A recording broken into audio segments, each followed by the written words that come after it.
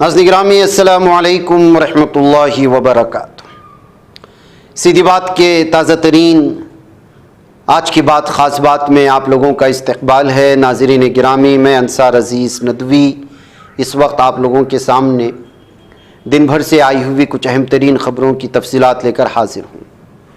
तफसीलात में जाने से पहले आप लोगों से जो दरख्वास्त होती है उस पर तवज्जो करने की अपील करूँगा। आइए पहली खबर की जानिब बढ़ते हैं। तेलंगाना जोन में मेंबरों मेहराब फाउंडेशन की 15 नुकाती तहरीक के तारुफ व इक़दामात इस वक्त जारी हैं।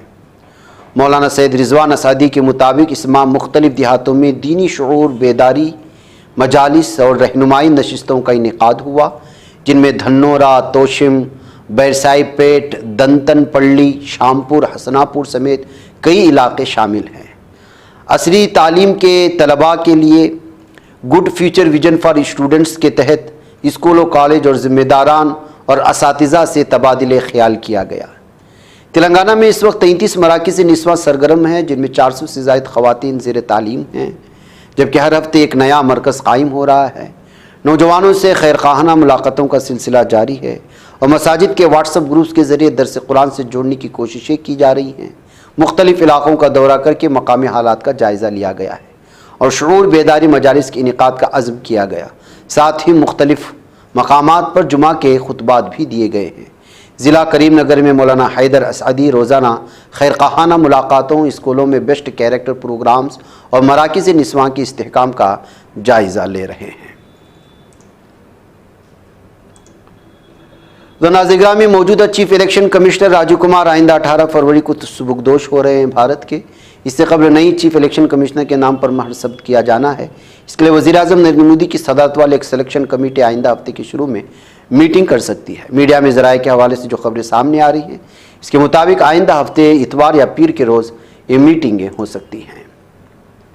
आम आदमी पार्टी के रहनुमा और दिल्ली हुकूमत के साबिक वज़ीर सत्येंद्र जैन की मुश्किलात में मज़ीद इजाफा होता आ रहा है। मरकज़ी वज़ारत दाखिला इनके खिलाफ भारतीय नागरिक सुरक्षा संहिता 2023 की दफ़ा 218 के तहत मुकदमा चलाने के लिए सदर से मंजूरी तलब की है। इत्तलात के मुताबिक इन्फोर्समेंट डायरेक्टोरेट से मौसूला शवाहिद की बुनियाद पर सत्येंद्र जैन के खिलाफ कानूनी कार्रवाई के लिए काफ़ी सबूत पाए गए हैं। हिंदुस्तान में साल 2014 उसके बाद हुए लोकसभा इंतखाबात में EVM में नोटा दर्ज बाला में से कोई नहीं का मुतबादिल हमेशा दिया गया।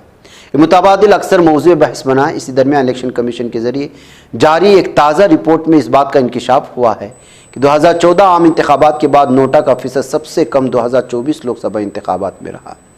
इलेक्शन कमीशन की रिपोर्ट एटलस 2024 के मुताबिक गुज़िश्ता 3 लोकसभा इंतखाबात में नोटा वोटों की तादाद में लगातार गिरावट देखी गई।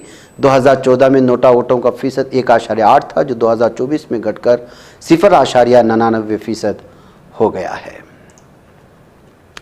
आम आदमी पार्टी की सीनियर लीडर दिल्ली की रुखसत पजीर वज़ीर आला आतिशी ने भारतीय जनता पार्टी पर इल्ज़ाम लगाया कि वज़ारतों की तकसीम को लेकर अंदरूनी कशमकश का शिकार है। आवाम से किए गए वादों को पूरा करने का कोई इरादा नहीं रखती। जुमा के रोज़ नामो निगाहों से गुफ्तगू करते हुए आतिशी ने बीजेपी लीडरान अवामी फंड्स के लालच में वज़ारतों के लिए आपस में झगड़ रहे हैं। बीजेपी का मंशूर महज कागजी वादा था, उनका उसे पूरा करने का कोई इरादा नहीं है।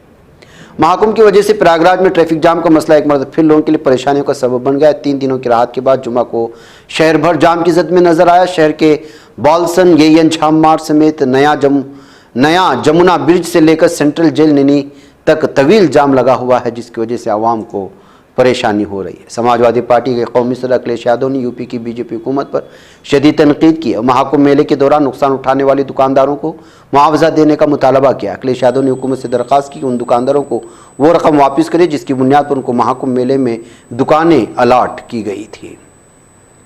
गाजीपुर से रुकने पार्लियामेंट अफजाल अंसारी पर महाकुंभ के हवाले से दी गई मुतनाज़ा बयान की वजह से शादियाबाद थाने मुकदमा दर्ज किया गया है। अंसारी ने कहा था, माना जाता है कि जब लोग गंगा के साहिल पर गुस्ल करते हैं तो उनके गुनाह धुल जाते हैं, जिससे उनका स्वर्ग में जाने का रास्ता खुल जाता है।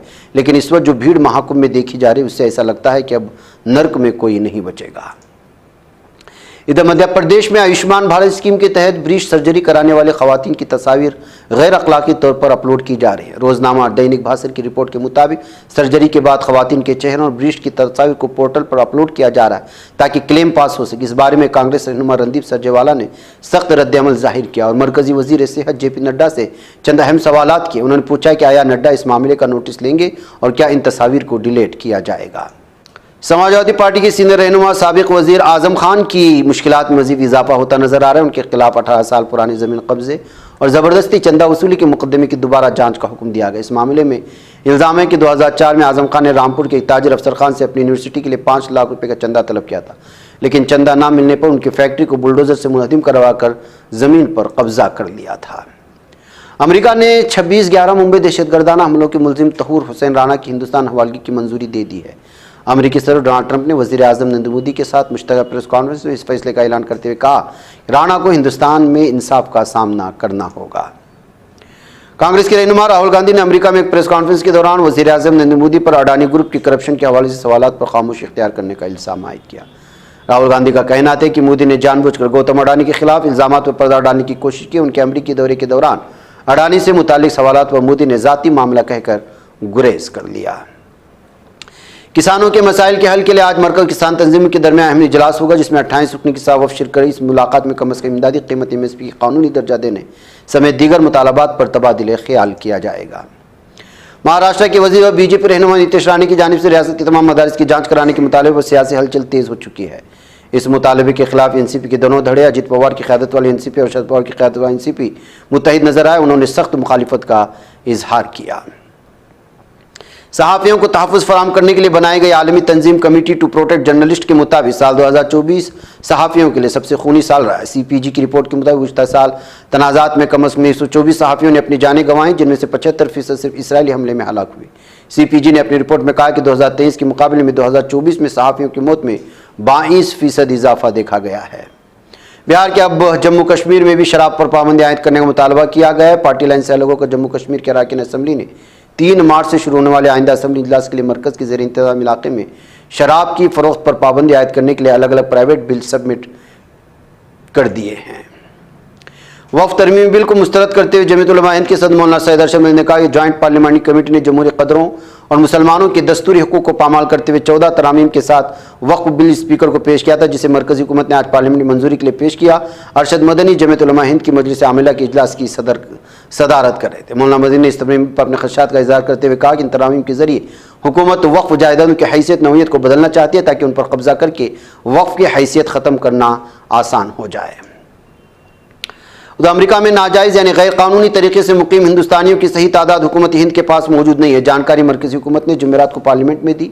मरकज़ का कहना है कि उसके पास अमेरिका में बगैर जायज़ दस्तावेज़ों के रहने वाले हिंदुस्तानी तारिकीन वतन की तादाद से जुड़ा डाटा नहीं है।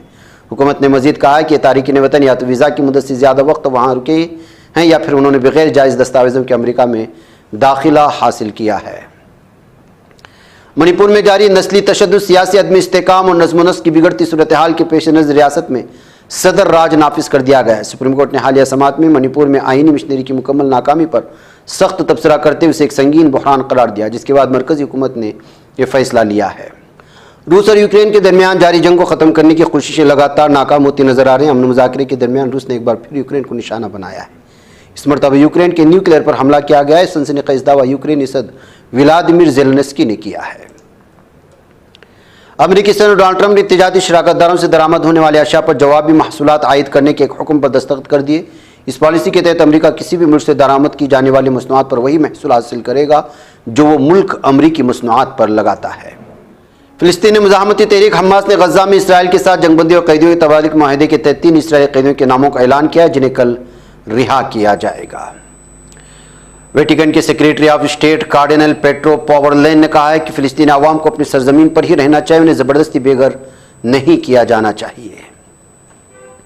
अलहदगी पसंद तंजीम दहशतगर्द तंजीम PKK के गैर मुल्की शाख में सरगर्म दहशतगर्द मदनी आल्तन दर्रा को इस्तांबुल में गिरफ्तार कर लिए जाने का दावा किया गया है।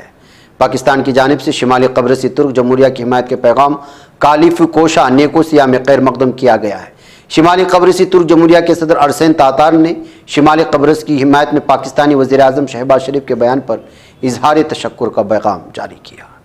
नज़दीकरा में आज के बाद ख़ास बात में इतना। इंशाल्लाह फिर आप लोगों से मुलाकात होगी। मुझे इजाज़त। अस्सलामु अलैकुम रहमतुल्लाहि व बरकातहू। ये चैनल हक निगर बन कर कुचल देता है फितनों को, अगर गंदी हो पॉलिसी तो मरते देख कितनों को। इसी बाजार में बिकते हुए देखा है सपनों को, सभी यकसां है ये पैगाम दो गैरों को अपनों को। वतन अहले वतन का है गुले बेखार सीधी बात।